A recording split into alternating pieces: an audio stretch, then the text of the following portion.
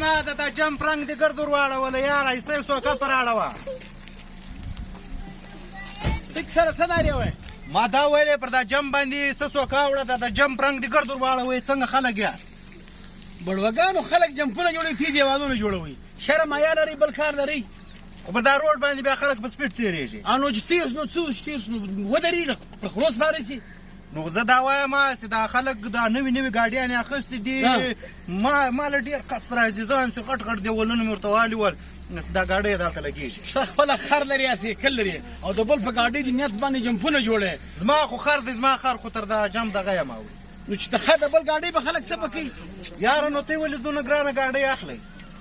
ستا مقصد چې ته واصلي اوسي زما دا مقصد دی زه وایم چې پر هر روډ مې داسې غټ غټ جمپونه جوړ کړي ول قرار ورته پروت ولم دا وته د جمپ حفاظت کوي زه د جمپ حفاظت کوم که بله ورځ دا زما پر دغه روډ تېرېدې پر دا جمپ سوکه وړې